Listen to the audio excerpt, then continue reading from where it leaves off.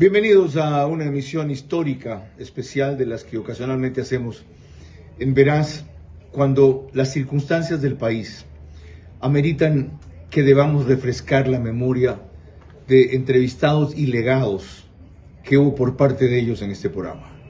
Ya lo hemos hecho una vez con Fernando Villavicencio y resultó no solo oportuno, sino admonitorio y especialmente esclarecedor.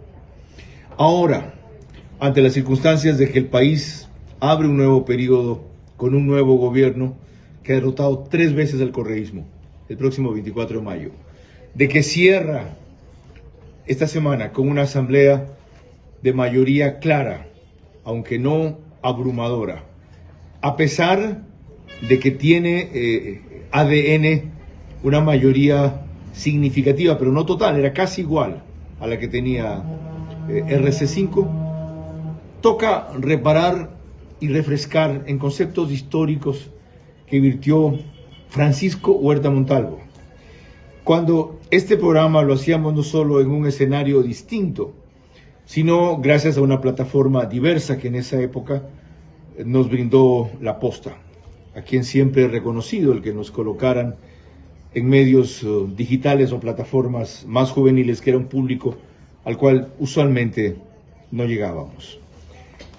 Pancho Huerta ha dejado para el Ecuador no solo el testimonio de su vida honesta, sacrificada, democrática, idealista, soñadora si quieren, sino gracias a la tecnología actual, una vigencia permanente de su pensamiento, cosa que no podemos decir de otros líderes que por esa época también marcaron el país, aunque con una evolución tecnológica mucho menor.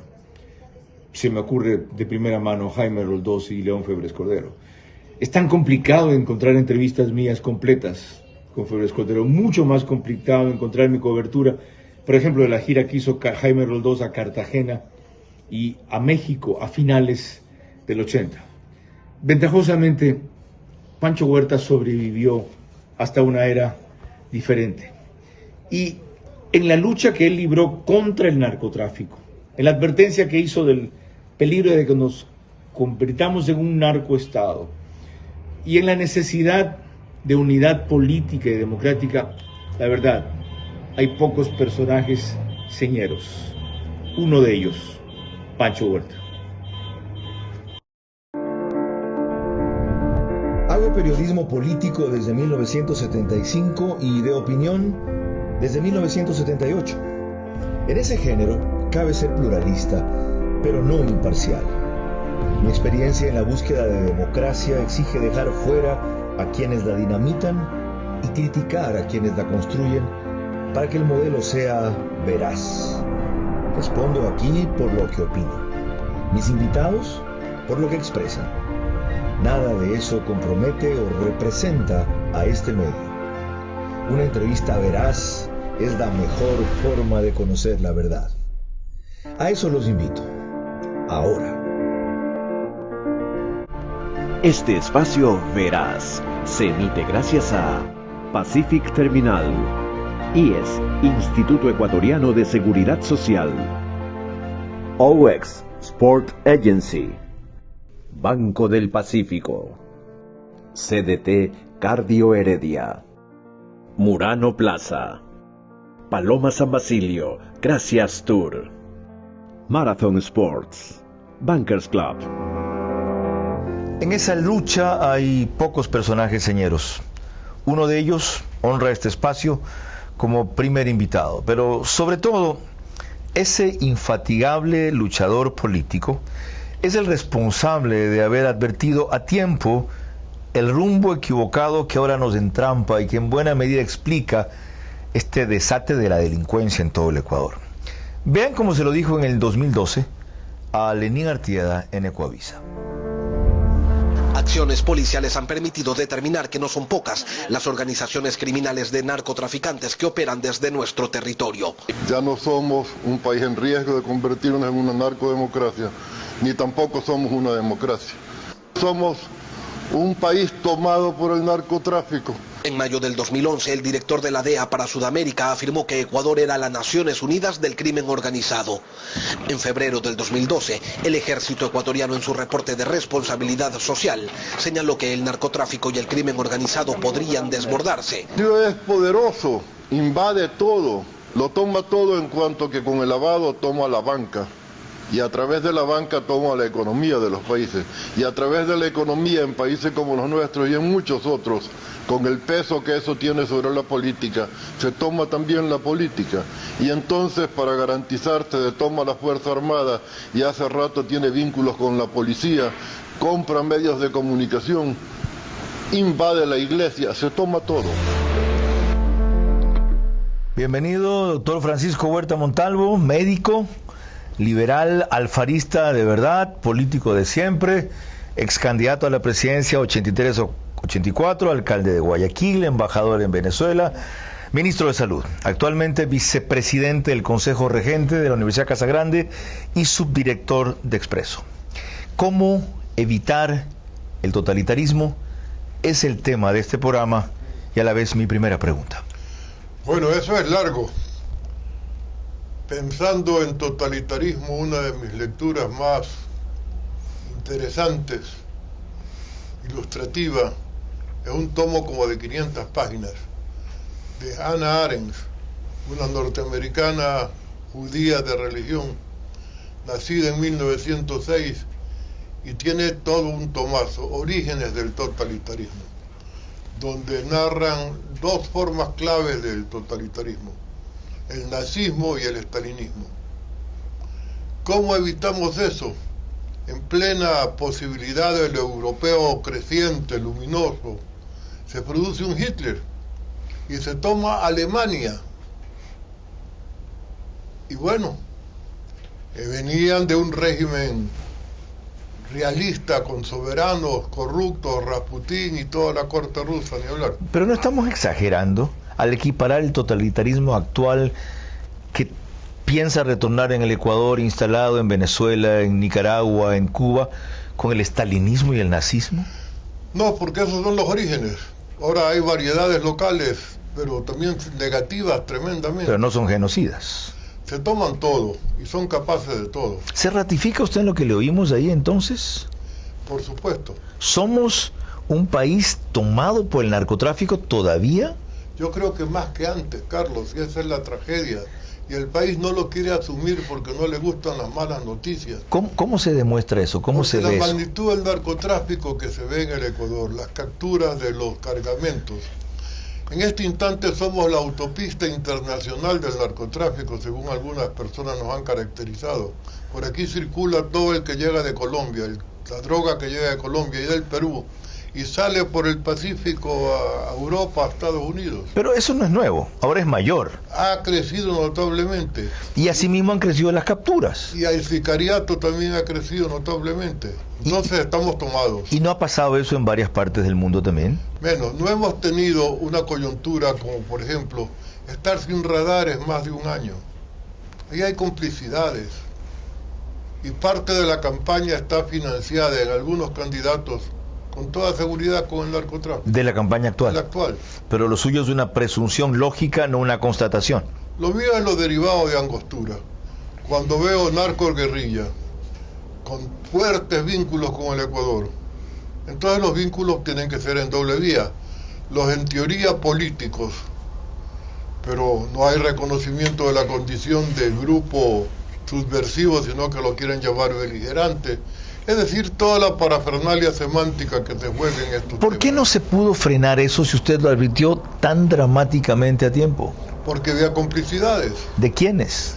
De las fuerzas que gobernaban en ese momento. Es decir, Correa tuvo financiamiento de las FARC, eso lo dijo el Mono Jojoy, y después lo desmintió por pedido de los narcotraficantes, para que no haya más escándalos sobre el tema.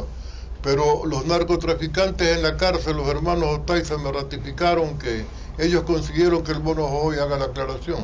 Usted ha dicho inclusive que hasta la banca ha llegado eso por lavado de dinero. Sin duda, ahí también lo dije en la declaración como Artieda. ¿Y que penetró a las Fuerzas Armadas? Hubo carros con droga conducidos por militares y por policías, ni hablar. Hubo droga escondida en la base de Manta hace unos pocos años. No, evidencia. Entonces estamos perdidos. O sea, si nos ha tomado el narcotráfico... Se ha tomado países más grandes como Colombia. Se ha tomado México. Lo de México es escandaloso. Tienen que negociar con el hijo del Chapo Guzmán para que no se tome algún pueblo de México. En el caso de Colombia, con una diferencia. A pesar de estar tomada por el narcotráfico, Colombia sigue creciendo. Colombia no ha roto su democracia. Colombia no ha caído en el socialismo del siglo XXI. Colombia resiste la penetración bolivariana de Venezuela, porque aquí fuimos vulnerables en cambio. Hay uno de los factores para evitar el totalitarismo que por supuesto tiene que estar en primer plano de la lista: educación. Nuestra educación ha decaído notablemente. Nuestra educación superior es motivo de fuertes críticas. Sobre todo en valores. Y también en la calidad de los contenidos. No solo los contenidos son obsoletos y mal planteados, sino que son obsoletos también en cuanto a la vigencia que tiene ese conocimiento ahora, versus innovación, que debería ser una siembra constante. Ok. El país no sale sin eso. Y hay quien considera que hay un segundo factor. Le pedí a los tiempos que apareciera en televisión para hacerle a usted una pregunta en este contexto político, porque de ahí vamos a pasar como si eso que usted dijo que no solo sigue vigente, sino que ha crecido, nos afecta en la actual campaña y en el futuro inmediato. Mire, escuche a quien fue su candidato a la vicepresidencia de la República. Un fraternal saludo, estimado Francisco.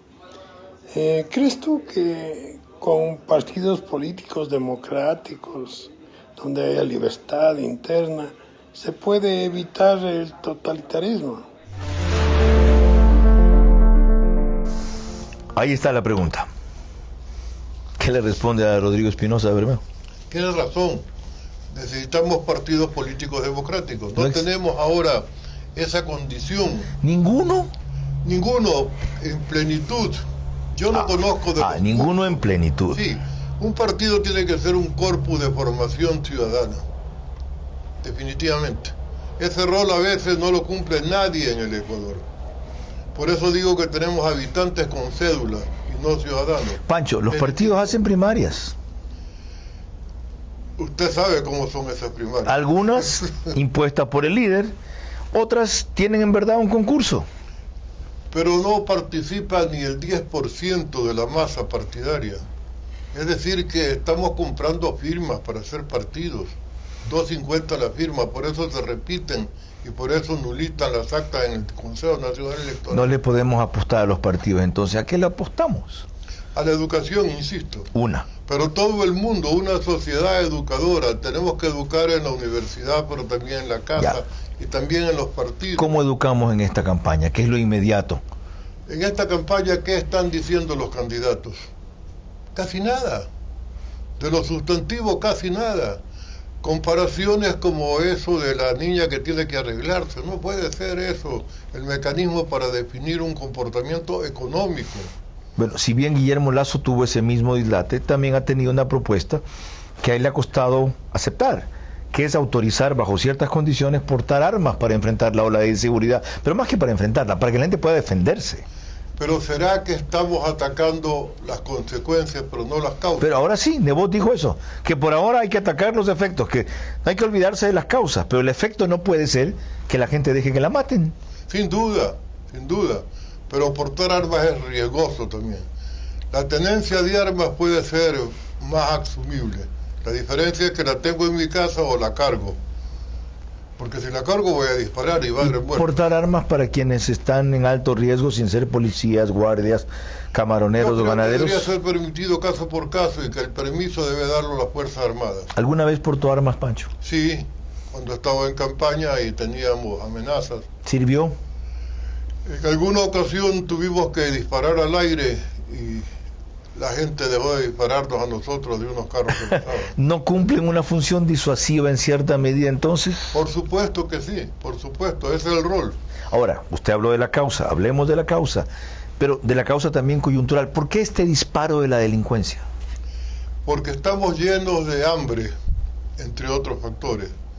porque estamos dolarizados y eso facilita muchísimas cuestiones delincuenciales.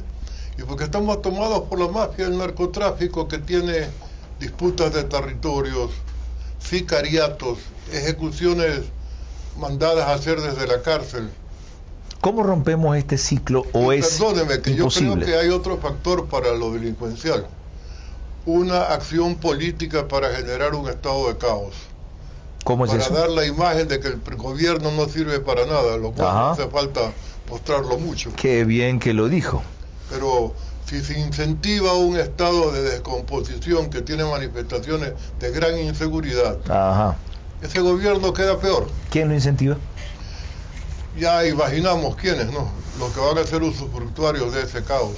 Para establecer que el gobierno de Moreno, habiendo sido malo o decepcionado, resultado en todo caso frustrante, es peor que el de ellos, cosa que no es. Definitivamente, y en temas de seguridad que ellos aparentemente, con otra condición de la economía, mantuvieron más o menos a buen recaudo.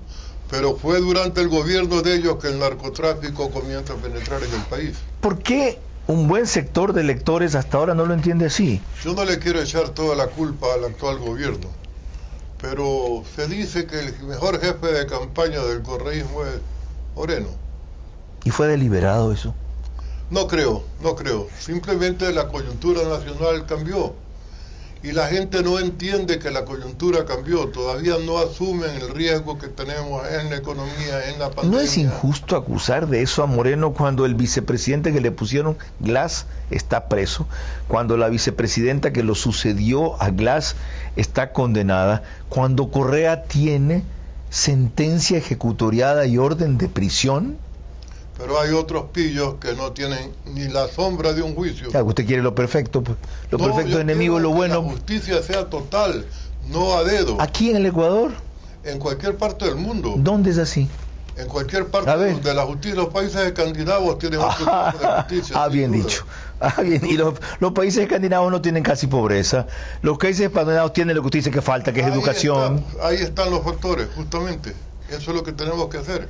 Pancho, Pero pues ¿cuánto estamos se- rompiendo el sistema, le estamos exigiendo demasiado. Me incluyo, estamos. No, estamos mal usando los recursos. Cuando hablo con empresarios y los induzco a mayor redistribución del ingreso, ellos se quejan de los altos costos que pagan en impuestos. Algunos me dijo que después de todos los pagos que hay que hacer, les queda del rédito de la venta del producto de que se trate 1 a 5%. Ujú. Yo le tuve que decir sí, pero no estás considerando tu sueldo, que también sale de los gastos y que es notablemente más alto que el que pagas a tus empleados. Se rió, aceptó. Pero la tragedia es que con esa plata, que es un fuerte ingreso de lo que recauda el fisco, más de la mitad se la roban o hacen obras que no tienen nada que ver con lo que hay que hacer. Y eso ha seguido ocurriendo en el actual gobierno también. A ver, usted El reparto de los hospitales es de este gobierno. en una ocasión anterior Sí, dijo que para contrarrestar y orientar problemáticas como esta, formaría una comisión ética nacional que en esta coyuntura sea una especie de auditoría moral, de una rectoría moral para el país. ¿Dónde está? en eso estamos trabajando. 3 meses están en eso. No, pero es que hemos derivado a una coyuntura que es lo peor que le puede ocurrir al país, que haya otro fraude electoral. Pues parte de la culpa es de ustedes, pues. 3 meses para armar una comisión que No, por la mail se comisión puede armar en está- una semana. La comisión está armada. ¿Y dónde está que no se pronuncia? Hemos derivado a un tribunal electoral, una especie de contraloría electoral. Ya sale este jueves, Claro, 3 meses después. a toda velocidad. ¿Qué toda velocidad? Llevan Si las elecciones se vienen en un menos de un mes. Con la pandemia no es fácil hacer cosas. Yo no puedo invitar todos los días, si quisiera de paso, Sí. a Pancho Huerta para que todos los días oriente el país. La comisión debería multiplicar lo que usted está haciendo aquí. Vamos despacio, no queremos un protagonismo, sino acción. ¿Qué es lo que hemos hecho? ¿A usted le preocupa que alguien diga que quiere protagonismo a los 80 años? No, que yo crea en que estoy haciendo... Que piensen lo que quieren. Por supuesto. ¿Ya? No se trata de eso, se trata de orientar a la República en serio. Y tenemos que tener elementos de juicio reales. No los en este tienen. instante hemos conversado con la gente vinculada al Consejo Nacional Electoral para saber por dónde van las cosas. No, usted ya dijo por dónde van las cosas. Pero es que usted dijo que nos encaminamos a un posible fraude electoral. No, hay otras preocupaciones. La pandemia no es como para jugar con elecciones. Ese puede ser otro gran factor de contaminación. Ok. Estamos viendo si ¿Se refiere a contaminación de salud o contaminación moral? Ambas. Contaminación de fondos por la campaña, y el votante puede enfermarse cuando va a votar. Bueno, eso lo vamos a retomar enseguida. Antes no me dejé con una curiosidad. Cuando yo le decía cómo combatir el mal que comenzamos tratando aquí, que usted advirtió al del narcotráfico, del narcotráfico como una parte de eso. Sí. ¿No cree que la medida ideal es despenalizar el consumo de drogas? Yo lo he planteado, pero es difícil que en el Ecuador eso se asuma, porque hay mucha gasmoñería. La gente no quiere enfrentar los temas a fondo, sino que calcula cuántos votos gano, cuántos votos pierdo. Y así no puede ser. Lo veo muy fatalista, Pancho. No, lo que tengo es pesimismo. Lo veo muy pesimista. Okay.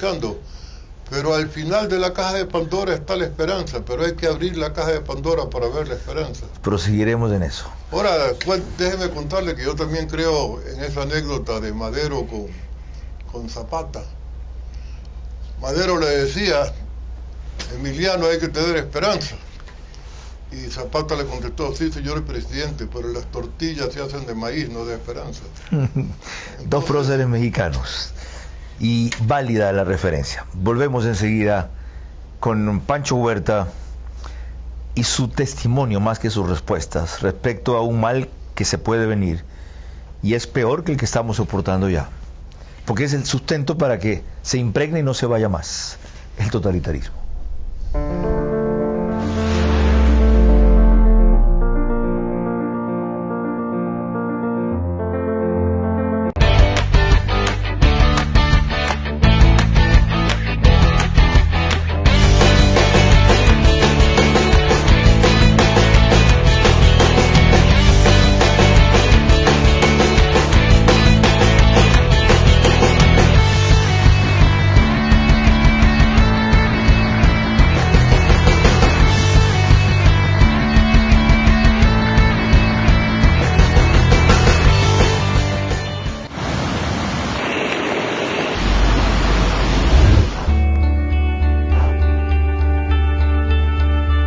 Por más de 5 décadas he sido testigo de muchas cosas.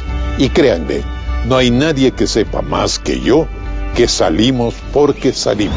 Vas a salir de esto. Vas a volver a abrir. Vas a volver a llenarlo. Crédito, levántate mi pyme. Levántate. Descubre Murano Plaza, el nuevo epicentro empresarial de San Borondón.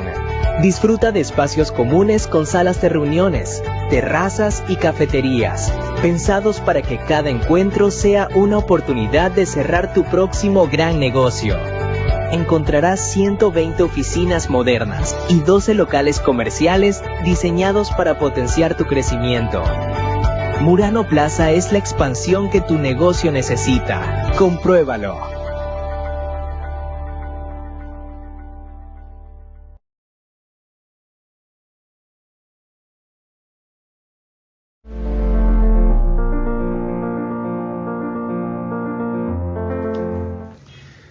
Para proseguir, quiero recordarles siempre que nos pueden seguir en YouTube o Facebook de Vera a su manera.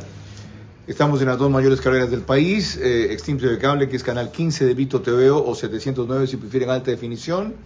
En DirecTV el canal es 194, corresponde a Manavisión, señal abierta solo en Manaví, canal 9. En Estados Unidos salimos por Macro Digital, que también nos pone en España a través de Hispasat y en Ecuador en múltiples jurisdicciones.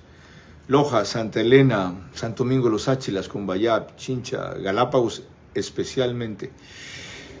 En radio, las dos mayores de cobertura del país, Caravana 750 AM y Di Blue 88.9 FM. En fines de semanas, en que como ahora juega la Liga Pro, decimos después del fútbol. El reprise solo es en Caravana, 90.3 FM. En Imbabura, solo es Caravana, 90.3 FM, porque allá no llega Di Blue. Y el reprise solo es en Ambato, Extrema, 92.5 FM. Los domingos, 20 horas, para Tungurahua y Cotopaxi. Aclarado esto, volvamos a lo de Pancho Huerta. Él tenía claro algo que estamos ya sufriendo por esta época y combatiendo todavía y resistiendo desde luego. Cómo el socialismo del siglo XXI influía en las elecciones de Latinoamérica y también lo que buscaban, yo diría, siguen buscando hacer en el Ecuador.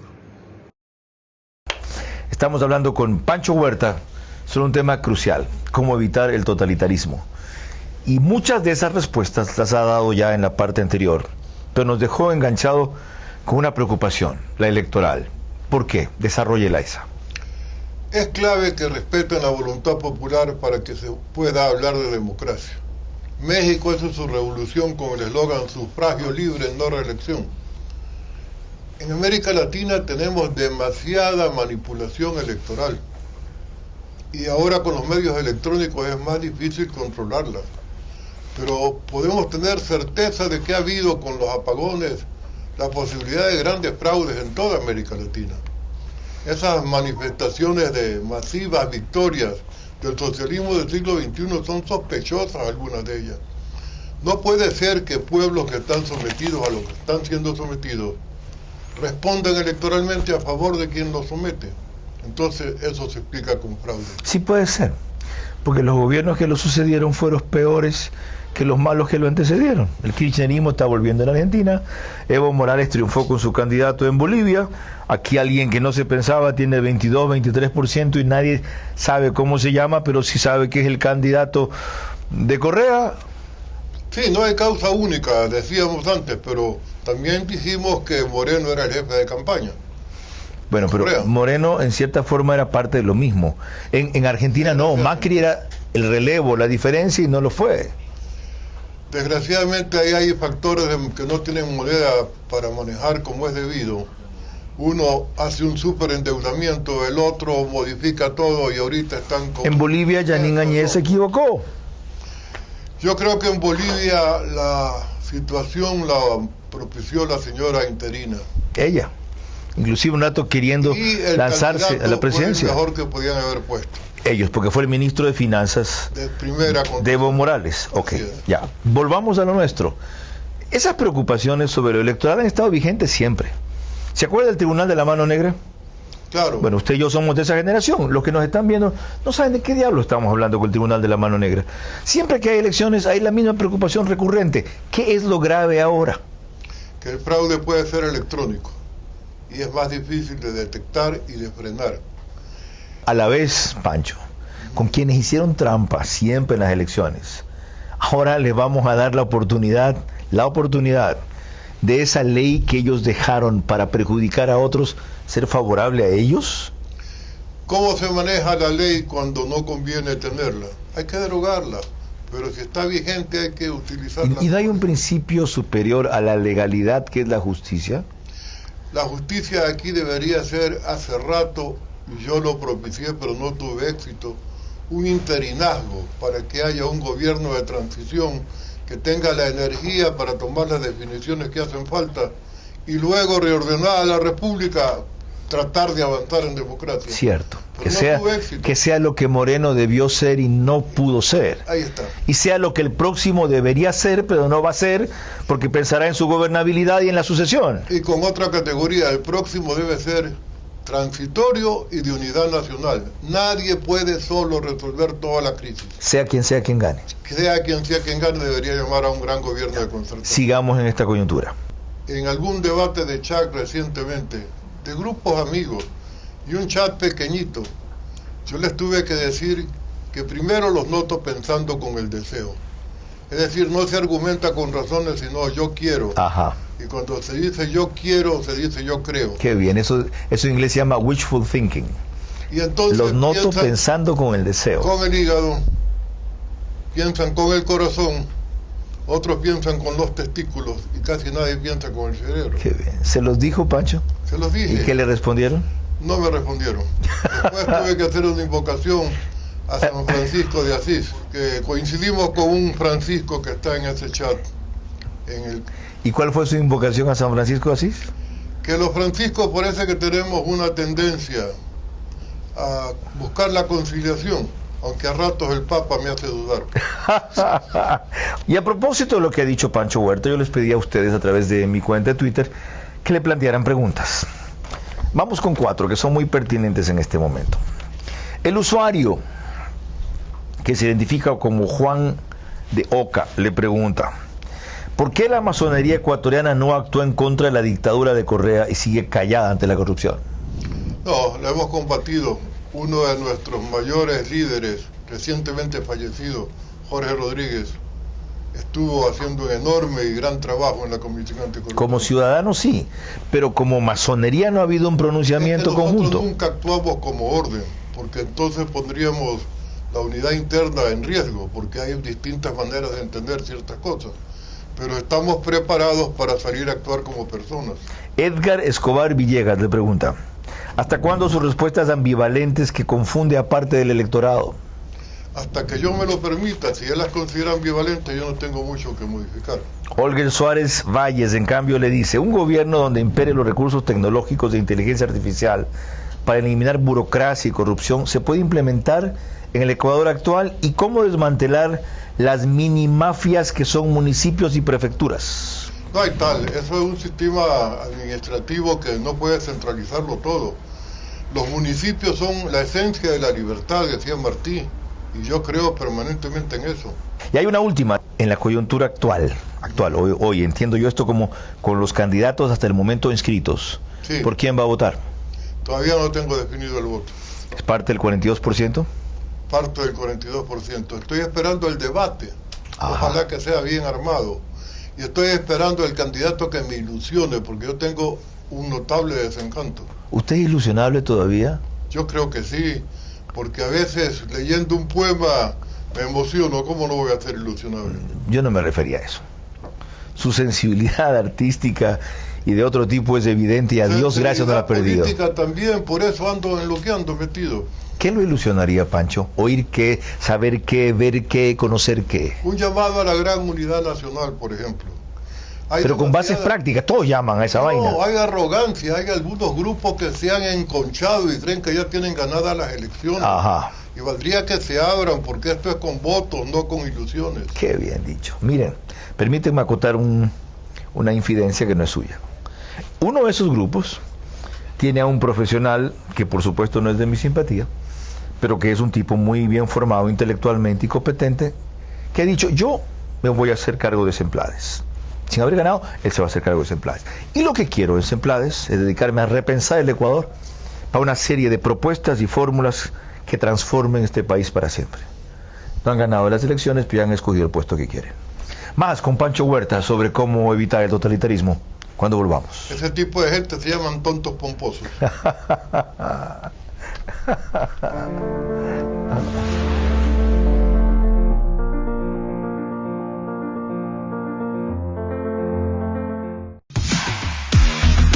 ¿Vives en el exterior y quieres afiliarte al IES?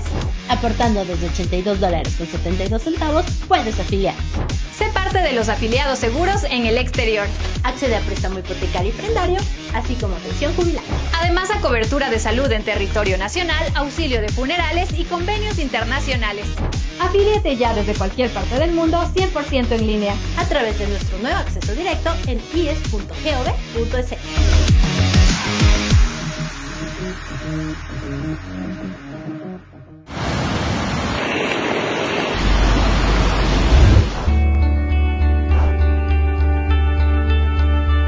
Por más de 5 décadas he sido testigo de muchas cosas.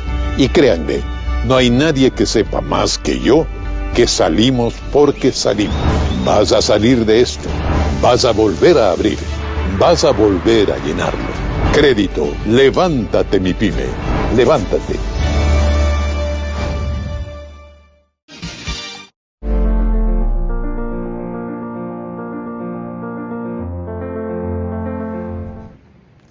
Les recuerdo que este programa es posible gracias a el auspicio de IES, Instituto Ecuatoriano de Seguridad Social, Murano Plaza, una nueva iniciativa de centro comercial en San Borondón, OX Sports Agency, Pacific Terminal, Banco del Pacífico, Cardio Heredia, Marathon Sports, el show de Paloma San Basilio, que es el 29 de mayo, y Bankers Club, en cuyo piso 33 esta vez no estamos, pero en donde usualmente operamos. Proseguimos esta recapitulación histórica que estamos haciendo de conceptos de Pancho Huerta hace 6 años, 5 años, y que tienen plena vigencia ahora que por fin comienza una etapa, esperamos, de continuidad democrática del Ecuador. En ese entonces, gobierno del Lenín Moreno con mucho sobresalto terminaba, vinimos al gobierno de Lazo, que esperamos que lo mínimo que durara fueron 4 años, duró 2 años y medio. Acabamos un periodo de transición de 1 año y medio, y los temas que tratamos entonces con Pancho Huerta siguen vigentes, porque en este periodo no se han abordado cuestiones estructurales que sí deberían hacerse en los próximos 4 años. Por ejemplo, lo que tiene que ver con la economía, el reclamo permanente que sigue vigente de políticas de Estado vigente, y si puede existir una dolarización amigable o una desdolarización amigable, sueño al cual no han renunciado todavía, aunque lo han acallado por ahora los enemigos constantes de la democracia, que son los del socialismo del siglo XXI. Pancho Huerta absolvió ese y otros temas así. Hemos hablado de mucho y falta precisar poco. Empecemos con lo último. Usted dijo que espera para ilusionarse en pronunciarse por un candidato o inclinarse por uno. ¿Qué cree que espera en cambio el pueblo ecuatoriano? Porque se dice, a la diferencia de lo que usted mencionó, unidad nacional, que quiere soluciones a sus problemas de empleo, sin duda, de salud y de seguridad. No me interesa anticorrupción, no me interesan ideologías, no me interesa si vuelve lo mismo, no me interesa si viene algo nuevo. Me interesa que me resuelvan esos problemas. ¿En verdad el pueblo es así de pragmático? No, sí le interesa la anticorrupción, porque no tiene la estupidez de pensar que la falta de ética en el manejo de los fondos públicos no incide en su vida. Los que están mal son los candidatos que, estableciendo encuestas donde se dice que al pueblo no le importa la corrupción, deciden detenerla en su oferta de campaña. La han bajado de perfil, en verdad. Claro, pero cuando aparece de nuevo la corrupción, entonces igual. Es decir, como decía Borja, tienen sondeo manía. Viven del sondeo, pero al pueblo hay que conocerlo no en las encuestas, sino en la visita constante con ellos, conversando con ellos, entendiéndolos. Ahora, ¿no es eso lo que hay que hacer en campaña? Esto es lo que preocupa, esto es lo que pega, esto es lo que digo. Primero gano, después arreglo, pero ¿cómo arreglo si no gano primero? La vieja cosa de que es buen candidato, pero no va a ganar porque no tiene propaganda, no me ha pasado. Y la gente dice eso también. O fulano sería extraordinario presidente, pero no es buen candidato. O es buen candidato, pero estará muy mal presidente. Empleo, preocupación 2. ¿Cómo? Empleo requerimos confianza. Confianza en que hay una legislación que permanece. La frase es vieja frase de los empresarios. ¿Cómo quieren que cabalguemos si nos cambian de caballo a mitad de camino?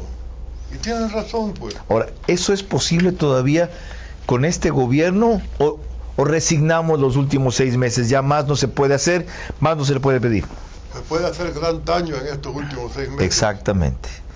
No haciendo qué o haciendo qué. Las medidas antirrecesivas no se han tomado. Estamos viviendo solo de crédito y más crédito, endeudamiento monstruoso. Y la aplicación del gasto público no tiene una definición que garantice el buen uso de esos recursos, por los que vamos a tener que pagar. ¿No cree que Mauricio Pozo es una esperanza? Yo pienso que él se corre grave riesgo en su fama de economista y es patriótico su gesto, pero no lo veo tomando las medidas que su presencia debería sugerir. Yo tampoco. ¿Cómo cuáles? Reducción de recursos humanos. A mí me da pena que la gente pierda sus empleos, pero la mayor parte de una cierta burocracia pública puede tener otras fuentes de ingresos.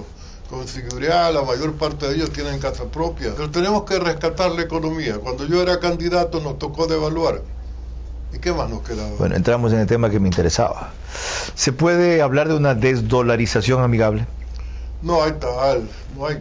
A mí no me gusta haber perdido autonomía monetaria, me da vergüenza que la Constitución decía que nuestra moneda era el sucre cuando todavía estaba el dólar.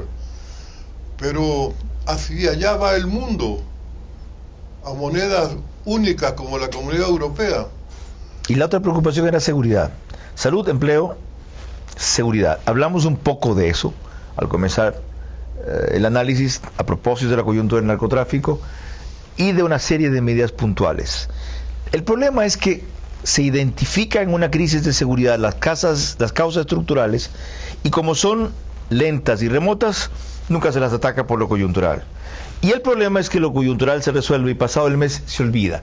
¿Cómo hacemos que esta vez no repitamos la misma historia? Aprender a tener políticas de Estado, eso no ocurre en el Ecuador. El Ecuador lo reinventamos en cada periodo de gobierno y a veces según el ministro en el mismo periodo. No hay continuidad porque no hay políticas de Estado, y no hay políticas de Estado porque el diseño de las políticas públicas es aparentemente tecnocrático porque ni siquiera es técnico de calidad, pero sin participación del ciudadano, de la gente que conoce los temas o que los sufre. Desde que yo recuerdo, lo oigo usted planteando lo mismo, inclusive cuando fue candidato en el 83-84. Muchos de sus planteamientos no eran políticamente correctos y también explicaron su resultado electoral.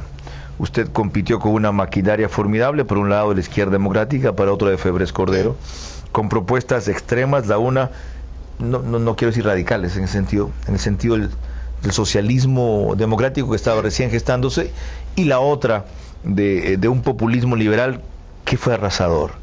¿Qué le dice el hecho de que haya predicado 40 años casi o más, sin resultados? Que hay que seguir predicando, el centro está volviendo en el mundo. ¿Cómo es eso? Veo que los resultados electorales en Brasil se está buscando el centro de nuevo, porque se ve que las polarizaciones son para determinados intereses solamente. ¿Estamos aprendiendo? Yo creo que sí, la democracia es una siembra constante y es un lienzo permanentemente perfectible, por suerte. Con esa reflexión cerramos este tercer y penúltimo bloque de la entrevista Veraz a Pancho Huerta, para volver con el cierre que tiene una cantidad de sorpresas. No se lo pierdan. Sí.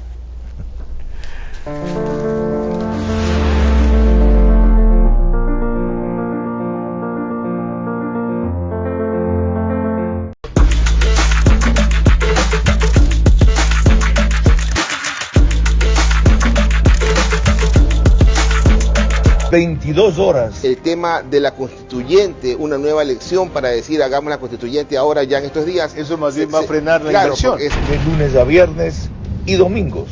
Creo que si los correístas no tienen nada que esconder y no son parte de ningún acto delictivo, tienen que apoyar esto. Entrevistas que hacen historia. Arcom es quien verifica si una concesión está con un permiso de remediación ambiental en realidad explotando. Y preguntas que abren caminos. ¿Qué expectativas tiene usted que uno de los asambleístas que podría actuar por el correísmo es nada menos que Santiago Díaz Azque, el que comandaba el grupo de Popeyes encargados de dar palizas? Vera a su manera. Lunes a viernes y domingos a las 22 horas por Facebook y YouTube. RTU Radio Sucesos 101.7 FM. Vito TV, Extreme Canal 15 y 709 HD. Manavisión Canal 9, Manaví DirecTV 194. Radio Centro 101.3 FM.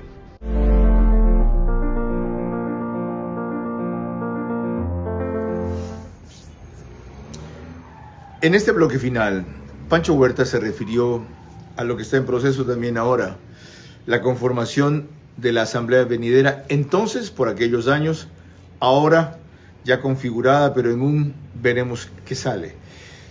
A la conformación de las Cortes, la actual sigue inconclusa, le faltan 11 jueces a la Corte Nacional, ¿ya? Está armada solamente la Corte Constitucional.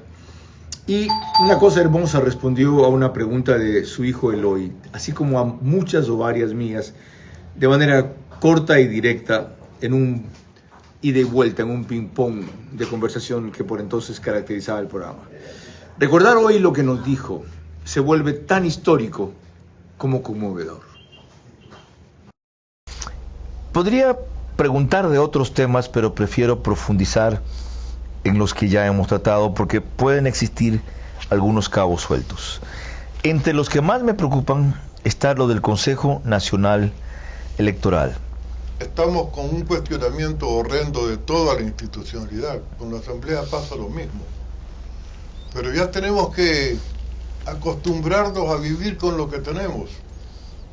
¿Falta poco para que se vayan? Sin consolarnos. Ya, sí. Qué bueno que tocó la Asamblea. ¿Qué debe hacer la Asamblea para lavarse un poco la cara estos últimos 6 meses? Terminar lo más pronto posible. ¿Qué es? No más. Mayo 20. No hay detergente para lavarla. Pero tiene cosas que cumplir, nos guste o no. Algunas leyes de las cuales depende que... Extensión de dominio. Esa. Pero ¿cómo van a hacer los legisladores para ponerse en riesgo? Suspendiendo. Eso es. Van a ser los primeros sujetos ¿Por qué no auditados? hay una ley que legisle sobre delito político? Esa figura no existe. Ok. Los legisladores van a ser los primeros delincuentes penados por esa ley.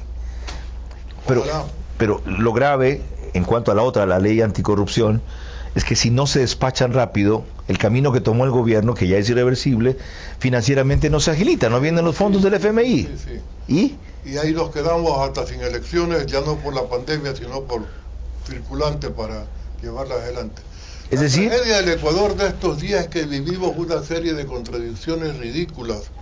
Es como para escribir una novela tragicómica. Es macondiano. ¿Como cuáles, por ejemplo? Por ejemplo, con este observatorio ciudadano de control electoral, no faltó quien plantee en el grupo que vayamos a la comisión esta de participación ciudadana y control social.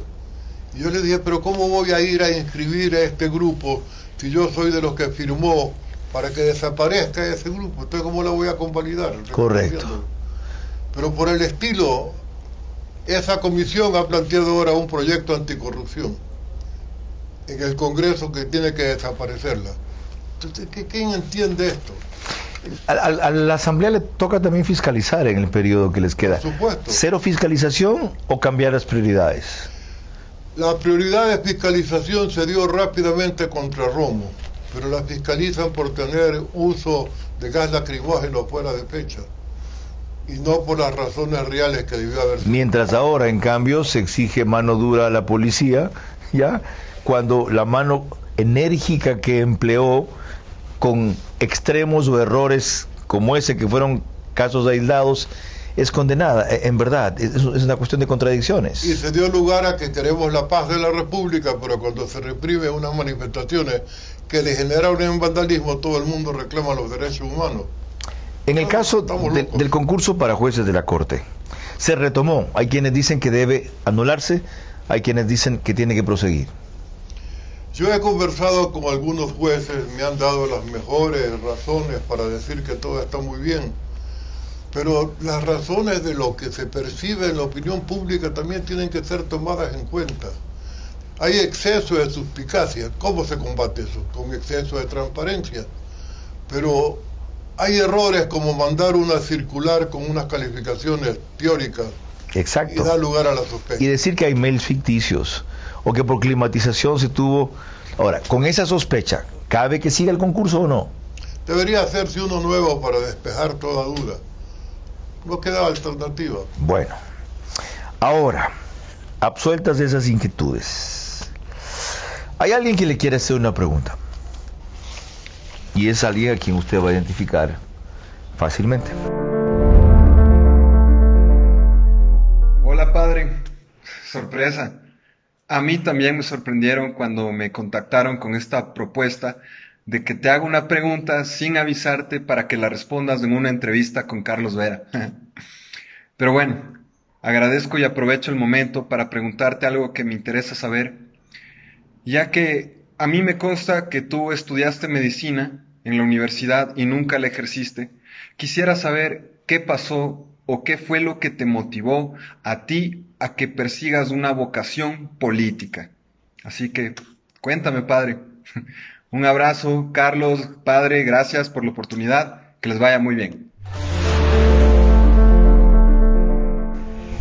Allí está, Eloy Huerta Ponce es, ¿no? Sí, señor. Su hijo, contéstele. Francisco Eloy sabe, se ha olvidado, porque he hablado bastante de ese tema, porque mucha gente me lo ha cuestionado, ¿no? Incluso algunos profesores míos me dijeron, pero Pancho, si tú puedes ser un gran médico, ¿por qué dejas esto?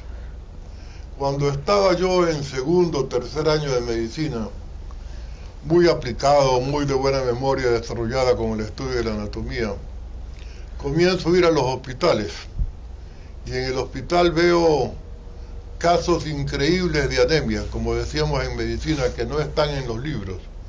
Con menos de 1 millón de glóbulos rojos uno está muerto. Pero allí llegaban en hamaca porque ya no podían caminar, con una superanemia, con todo un zoológico adentro, todo tipo de parásitos, grandes, chicos, largos, medianos. Allí aprendí una lección para la política. Cuando se tratan las parasitosis, primero hay que salir de los parásitos grandes, porque si se tratan los chicos, se agitan los grandes y pueden producir trastornos. Pero bien, les dábamos el antiparasitario después de haberles puesto una pinta de sangre, porque tratarlos así en esa condición de anemia era peligroso. Sangre, hierro, buena alimentación, antiparasitario. Y el próximo año, oye, yo no te conozco, no estuviste aquí. Sí, doctor, ya volví. Entonces, ¿qué es lo que pasa aquí? Averigüé. Pasa que no usan calzado, que no hay disposición discreta, que no hay alcantarillado. Entonces eso no lo íbamos a resolver nunca desde la condición de médico. Ahí me orienté a salud pública y vi que mi destino era política. Porque solo desde la política se podía dotar de alcantarillado, agua potable. Y ha sido mi tema, por eso fui ministro de Salud, aunque la gente diga que fue mi más grande error político. ¿Queda a juicio usted si hizo o no lo correcto, Pancho Huerta? Para mí sí, lo volvería a hacer. Otra vez. Ya que entramos en eso, ¿de qué se arrepiente? De no haber sido lo suficientemente cordial con Rodrigo Espinosa, ahora que escuché más o menos lo que preguntaba. ¿Qué volvería a hacer? ¿Qué volvería a hacer? Entomólogo me gustaría volver a hacer. El que estudia los insectos, ¿verdad? Sí. ¿Hasta cuándo quiere vivir? Hasta que Dios quiera, como dicen los cristianos. ¿Número de nietos que quiere tener? No tengo ninguno todavía y me gusta no ser abuelo. Le gusta no ser abuelo. ¿Qué pondrían en su lápida?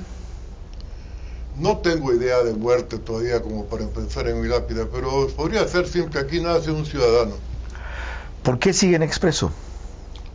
¿Por qué sigue en Expreso? ¿Por qué sigo? Porque me gusta decir, y creo que hay una hermosa posibilidad de decir con libertad.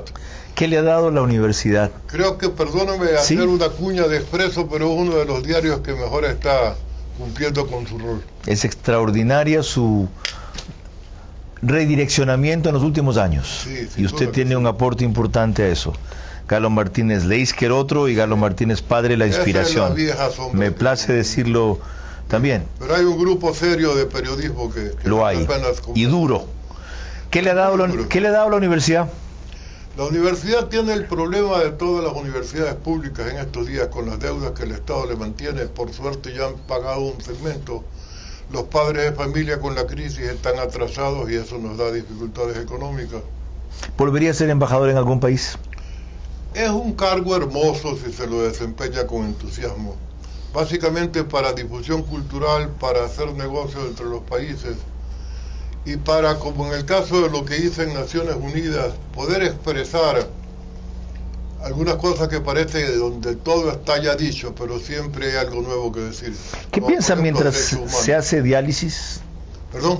¿Qué piensa mientras se hace diálisis? Escucho programas de radio. ¿Cuántas veces por semana? 3 veces por semana. Felizmente descubrí a Andrés Carrión. Andrés, la hora 25. Hace de 4 a 7. Ah, yo lo oigo también, en Platinum FM, aquí, se engancha a esa hora. Sí, a las 4 de comienzo, conectado y tranquilo. ¿Ama Pancho? ¿Ama? Por supuesto. ¿Sí? ¿Odia? No, ese sentimiento es demasiado grande para estarlo despreciando. ¿Desprecia? Tampoco, no, la condición humana ni nadie. ¿Perdona? En eso es un poco más complicada la cosa porque aborrezco a alguna gente, ¿no? Aborrezco. La gente que le hace daño al país no la puedo perdonar. Ok, para concluir, de todo lo que ha dicho, ¿hay algo que no estuvo claro que quisiera precisar? La justificación de por qué en 3 meses no hemos avanzado en la coalición ética política. Le llegó, ¿no? Se quedó picado, ¿no? No fue descuido, pero hay que reconocer que no todo depende es que yo de de usted, discúlpeme, pero usted espero más. Quizá. Yo también... Disculpe la presión. No, me exijo más de lo que debo. Al rato me siento cansado. Sí. Y quisiera tener tiempo para mí mismo. Sí. Ahora estoy releyendo Historia de Maita de Vargas Llosa. Formidable. Pero a veces tengo que preparar esta entrevista, por ejemplo, y leer de nuevo. Y la última, ¿qué quiere machacar, reiterar o rectificar de lo que ha dicho aquí? Yo quisiera que los candidatos se pongan las pilas y piensen que esta no es una jornada electoral cualquiera, que aquí no se trata de ganar o perder, sino del destino de la República. La República está con múltiples amenazas y tenemos unas Fuerzas Armadas que se han vuelto indolentes, no sé qué pasa, no en términos de que no reaccionan frente a lo electoral, pero frente a los riesgos. Deberían declarar traidores a la patria y darles el tratamiento merecido a los traidores a la patria. Con eso cerramos, porque usted justamente ha sido lo contrario, un patriota. Me place decírselo por segunda vez, cara a cara. Esta entrevista ha sido también un homenaje y un tributo a su trayectoria. Y la mejor forma en que yo creo que podía abrir... Espero que haya otra. No será la última, Dios no quiera. Y la mejor forma en que yo creo que podría abrir esta nueva etapa de Veraz en la posta. Hubo muchas opciones, algunas se esquivaron, hubo otras que no quise considerar, y sobre todo, ninguna espectacular, escandalosa, coyuntural, quise poner para retomar este ciclo de entrevistas. Quise entrevistar y entrevistado a un hombre que es un faro en este país y cuya luz sigue irradiando todavía. Esa es mi mejor entrega para ustedes al volver en estos encuentros de los domingos. Hasta la próxima semana, entonces. Dios mediante, si ustedes no callan y vencen el miedo, para que ser valiente no salga tan caro y ser cobarde no valga la pena. Déjeme desearle éxito, Carlos. Gracias, Pancho. Gracias, Pancho. Hemos comenzado con eso. Este espacio Veraz se emite gracias a Pacific Terminal, Murano Plaza, Paloma San Basilio, Gracias Tour, Marathon Sports, Bankers Club. Transmisión simultánea, Vito TVO, Manavisión, Macro Digital Televisión, Caravana 750 AM, Tiblu 88.9 FM, Alborada 90.3 FM Imbabura, Extrema 92.5 FM en Tungurahua y Cotopaxi.